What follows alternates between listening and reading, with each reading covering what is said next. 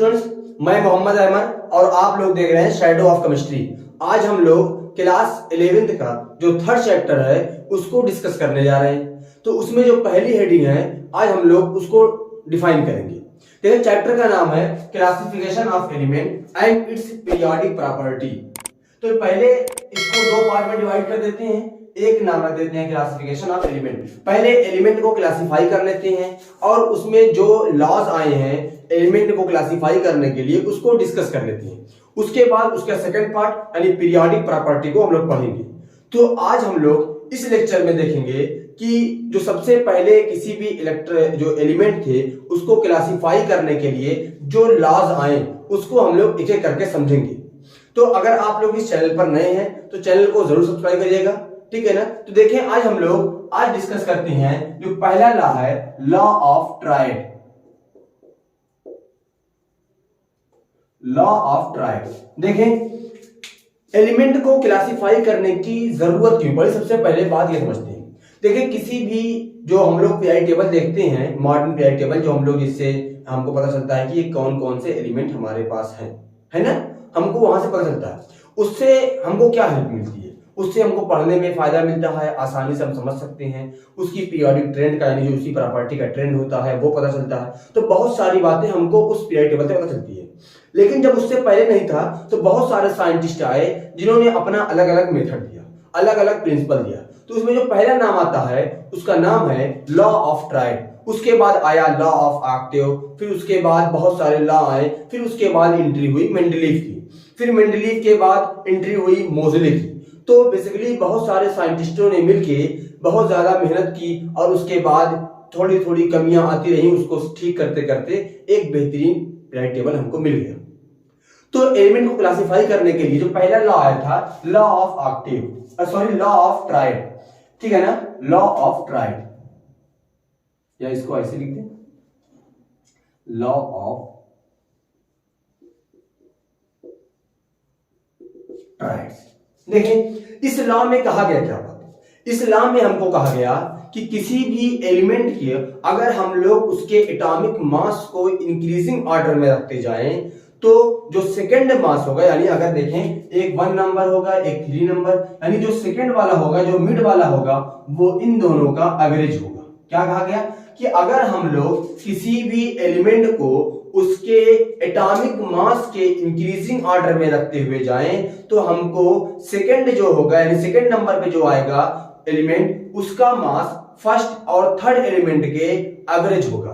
यानी अगर हम देखें मान ले किसी एलिमेंट का एटॉमिक मास 1 है और एक एलिमेंट है उसका एटॉमिक मास 3 है, तो हमको बीच वाले का पता करना है। तो हम क्या करेंगे 1 + 3 और उसका एवरेज निकाल देंगे, आ जाएगा 2। तो यहाँ पे कौन सा होगा 2, है ना।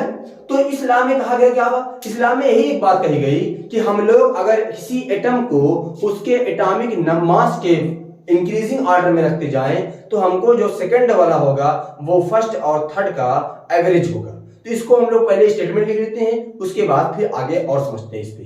देखिए इस्लाम में कहा गया according to this law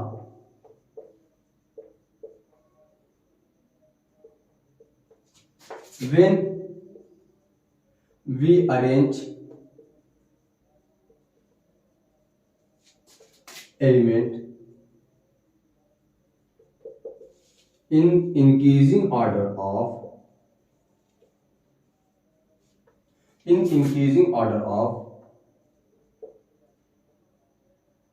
their atomic mass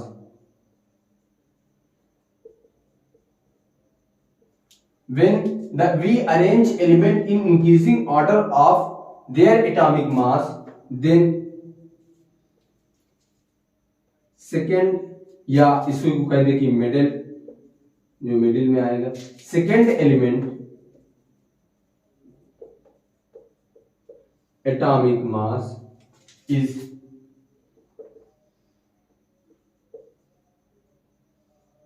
average of first and third. क्या आएगा when we arrange element in increasing order of their atomic mass then second या जो मिडिल में आने वाला है उस एलिमेंट का जो एटॉमिक मास होगा वो एवरेज होगा फर्स्ट और थर्ड के। फॉर एग्जाम्पल देखते हैं, मान लीजिए लिथियम और यहाँ पे एलिमेंट एक सोडियम, उसके बाद पोटेशियम, है ना। अब देखिए यहाँ पे इसका वेट कितना होता है 7, इसका वेट होता है 39 होता है। दोनों को ऐड कर दें तो क्या आएगा 39 + 7/2।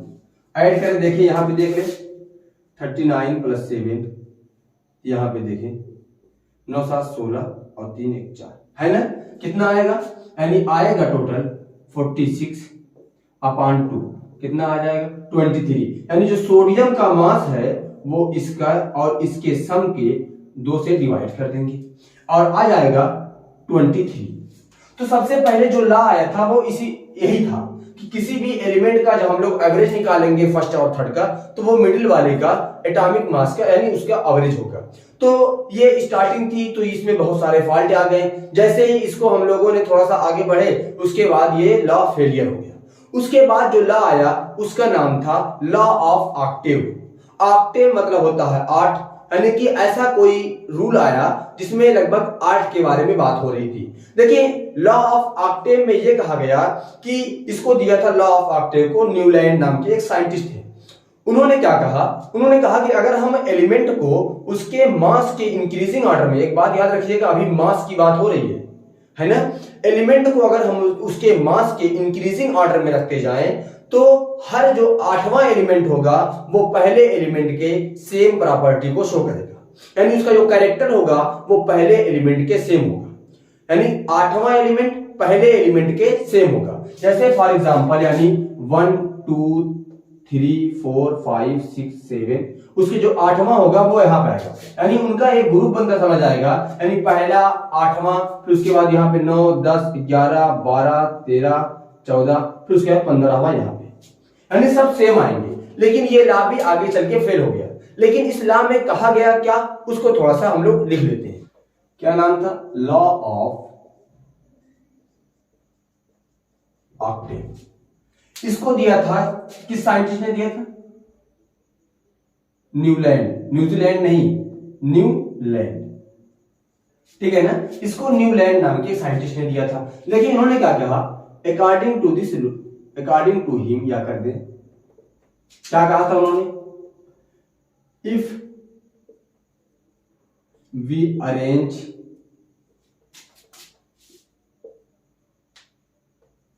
all element in increasing order of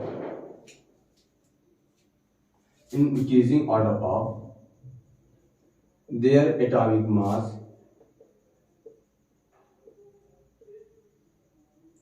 the 8th element यानी 8वां element, the 8th element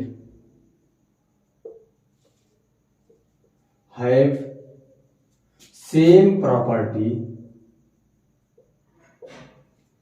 of first element।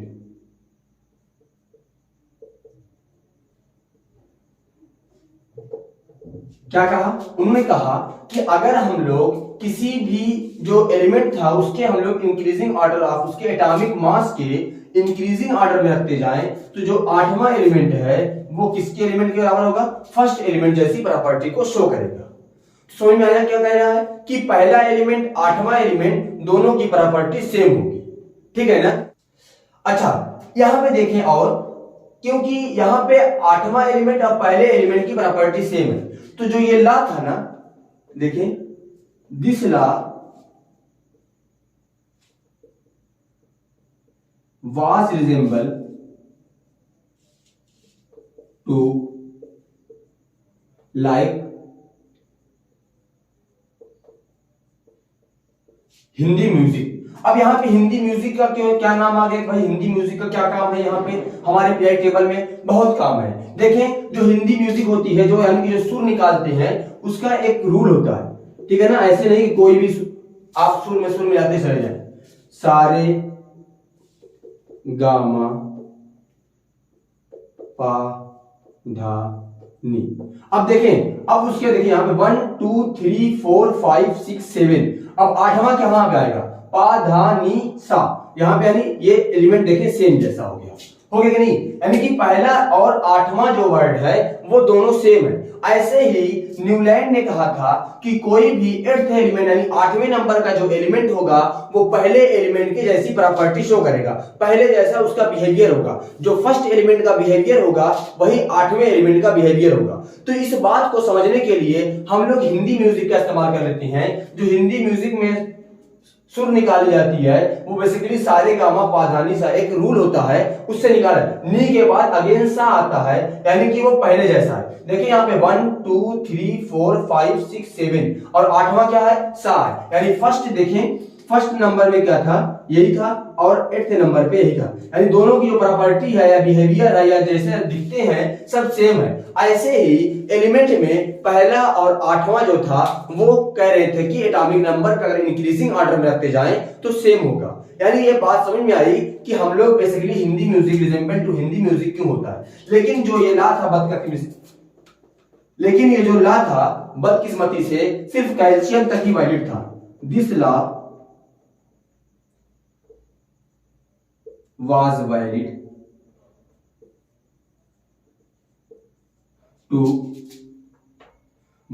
up to either element like calcium.